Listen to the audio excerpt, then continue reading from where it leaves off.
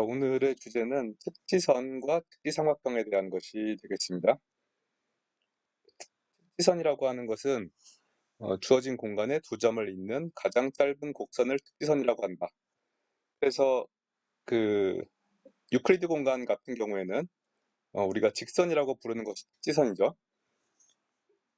근데 이제 이 다음에 보시면은 이제 구 같은 경우에는 직선이 없으니까 그때는 이제 두 점을 잇는 가장 짧은 곡선이 무엇인가라고 할 때 이제 그것을 특지선이라고 부른단 말이죠.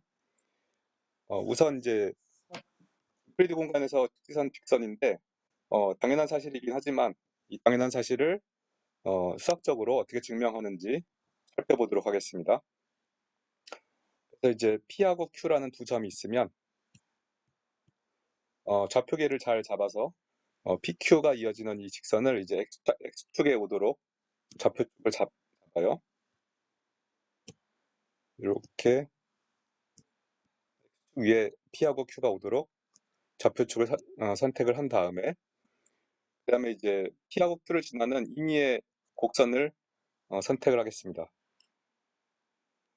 이런 식으로 이 곡선을 C라고 하고요. C를 이제 매개화를 해서 C를 이제 알파 T, 알파 T고 T는 XT, YT 이렇게 매개화를 하겠고요.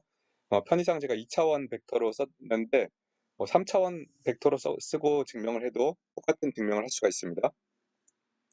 그리고 이제 T는 뭐 A부터 B까지 이렇게 매개화가 돼 있을 때 우리가 보이고 싶은 것은 이 곡선 C의 길이가 P하고 Q 사이의 거리보다는 더 항상 길다는 거죠. 항상 길거나 같다는 것을 보이면 되겠어요. 자, 그래서 이렇게 놓은 다음에 이제 우선 뭘 계산을 해보냐면은 거리, 우리가 계산하고 싶은 제일 짧다고 증명하고 싶은 P하고 Q 사이 거리를 보시면 이것은 이제 무엇과 같다고 볼 수 있냐면 A부터 B까지 X'T의 절대값 BT라고 할 수 있어요. 왜냐면은 XT라고 하는 것은 순전히 이제 이 곡선 C의 X 성분만을 본 것이기 때문에 X 방향 속력이라고 볼 수 있겠죠. X'T의 크기라고 하는 것은 X 방향 속력이고요. X 방향 속력을 접근하게 되면 X 방향으로 이동한 거리가 되겠어요. 그래서 정확하게 T하고 Q 사이의 길이가 되겠죠. 그리고 이 값은 이제 무엇과 같냐면은 A부터 B까지 알파 프라임 T의 2원을 내적한 값, 2원을 내적하게 되면 그게 바로 X 프라임 T가 되죠. 2원을 내적한다고 하는 것은 이제 그 주어진 곡선 벡터의 알파 프라임 T 속도 벡터의 X 성분만을 뽑아낸다는 얘기가 되니까 2원을 내적한 다음에 접근해주면 되겠어요. 자, 여기다가 이제 코시-슈바르트 부등식을 적용하게 되면 알파 프라임 T 내적 2원의 크기라고 하는 것은 알파 프라임 T의 크기 곱하기 2원의 크기 이렇게 되죠. 2원의 크기는 1이기 때문에 이 값은 이제 알파 프라임 T의 크기랑 같죠. 자, 이렇게 되는데 그러면은 지금 요 값이 다시 뭐보다 작아지냐면은 인테그랄 a부터 b까지 알파 프라임 t의 크기 dt라는 값보다는 더 작거나 같아지고요. 요걸 계산하는 것이 바로 이제 곡선 C의 길이죠. 곡선 C의 길이가 돼서 우리가 보이고 싶었던 결과를 얻었죠. 그러니까 곡선을 어떻게 잡든지 간에 P로부터 시작해서 Q까지 가는 곡선을 선택을 하면 항상 P하고 Q 사이의 거리보다는 더 이제 크거나 같다라는 것이고요. 그 다음에 특히 이제 여기서 등식이 성립할 조건, 여기서 등식이 언제 성립하느냐 하면은 코치-슈바르트 부등식에서 알파 프라임 t하고 2원이 같은 방향일 때의 등식이 성립한단 말이죠. 알파 프라임 t가 2원 방향일 때.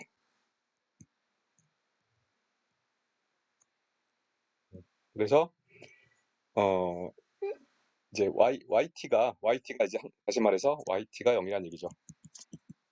yt가 항상 0이어서 x축 위에서 움직일 때만 이 곡선이 그림처럼 x축을 벗어나지 않고 x축 위를 따라서 움직일 때만, 다시 말해서 P하고 Q를 잇는 직선을 따라서 움직일 때에만 가장 거리가 짧아지고 그 거리는 PQ 사이의 길이, PQ 사이의 길이와 같다.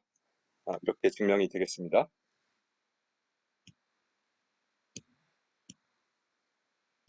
자, 다음으로 2차원 구의 측지선은 대원의 일부이다. 이 사실을 보겠어요. 일단 여러분들 캘큘러스 시간에 구에 대해서 구면 좌표계를 배웠었죠. 이 그림에다가 제가 다시 구면 좌표계를 표시를 해놨습니다. 그래서 이 좌측에 그 강의록에 보시면 그 구면 좌표계에서 B라고 하는 게 이제 경도에 해당되는 정보겠죠. B라고 하는 게 경도, 죄송합니다. 위도 정보죠. 위도 정보.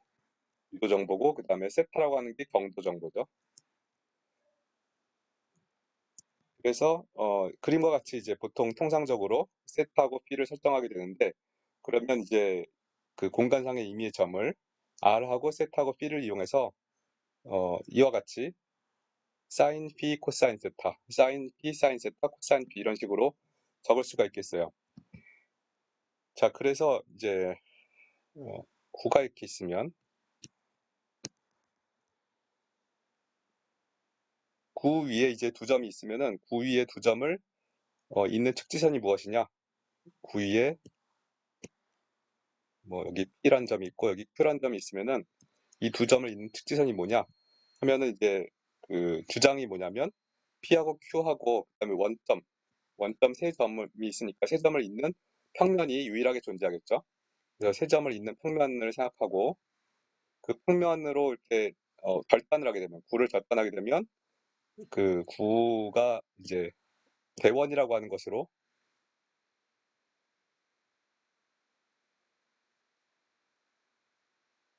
이렇게 P하고 Q를 잇고 이렇게 뭐 되겠죠.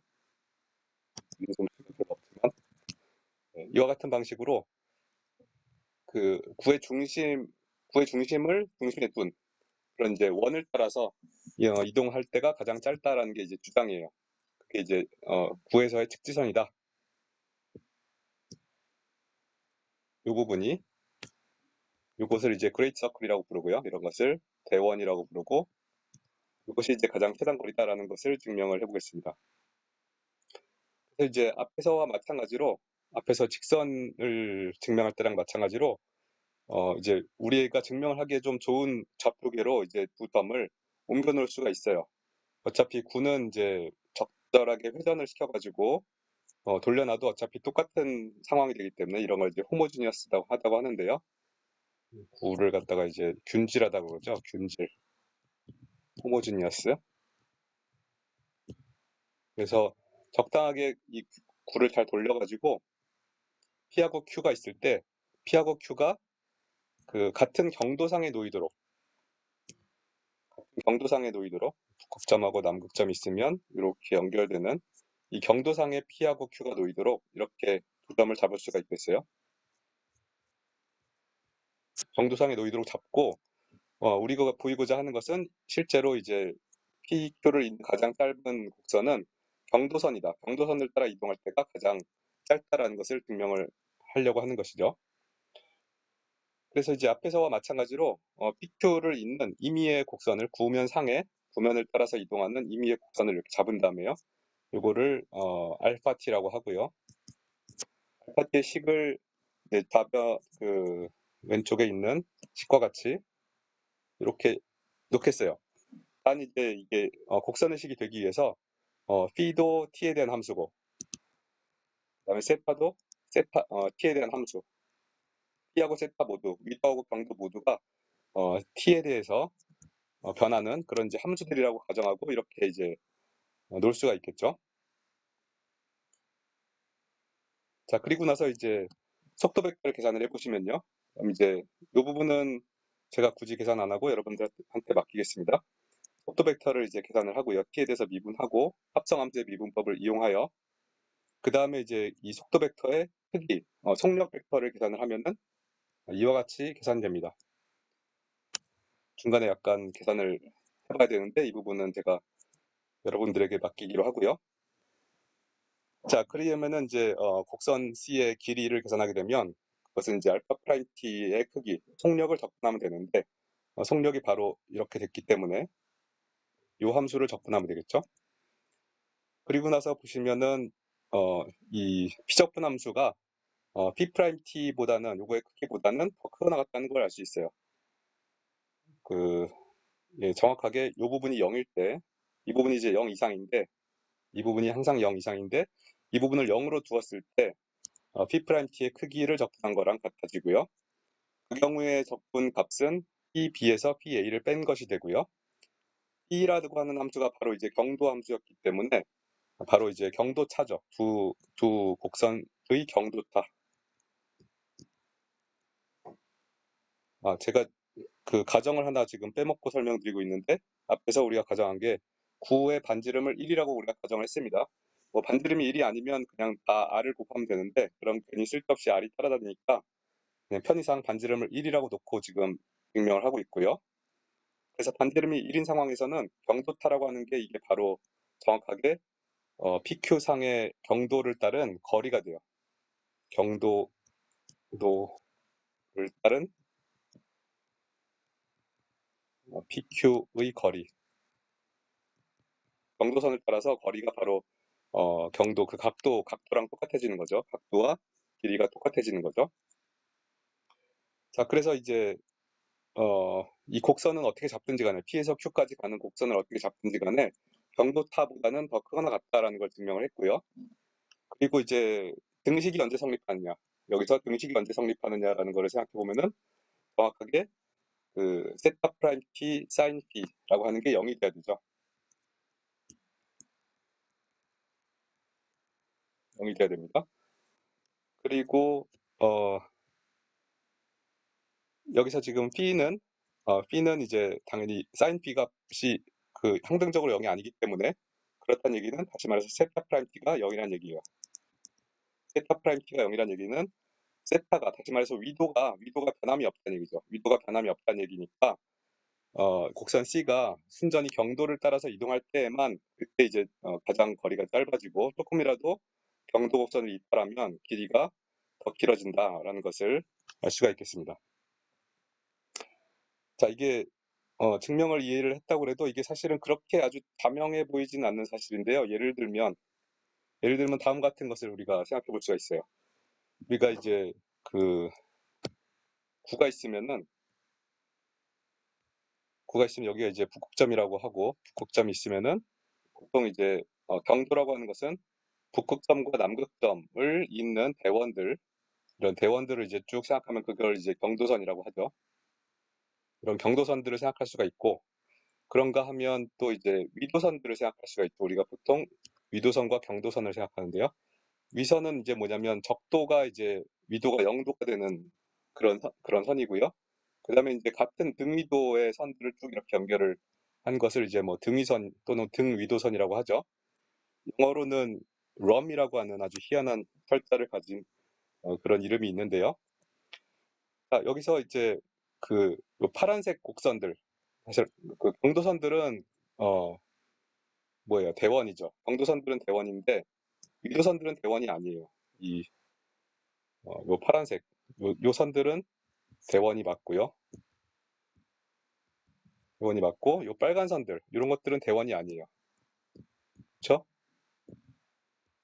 대원은 이제 그 구의 중심하고 해가지고 그레이트 서클, 정말로 가장 이 구에 놓일 수 있는 가장 큰 서클들만을 그레이트 서클이라고 대원이라고 한단 말이죠. 그래서 위도선 중에 대원인 게 딱 하나 있는데 그건 이제 적도선, 적도를 따른 요 선만 대원이고 다른 위도선들은 다 대원이 아니에요.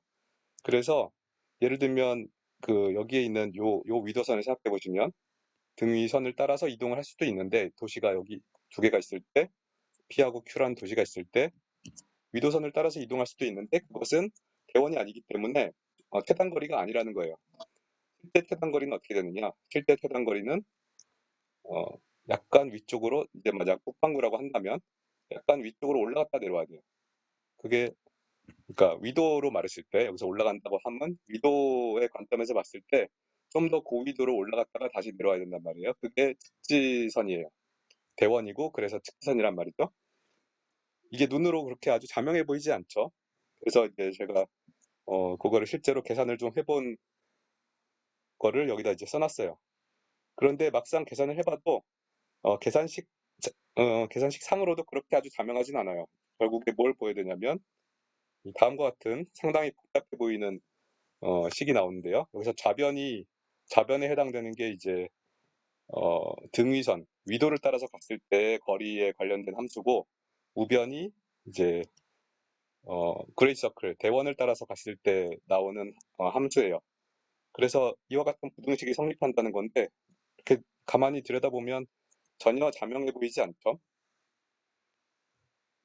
예, 이거는 혹시 관심 있는 사람들은 생각을 해보시고 제가 다음 주 강의 시간에 좀 더 부연해서 설명을 하도록 하겠습니다.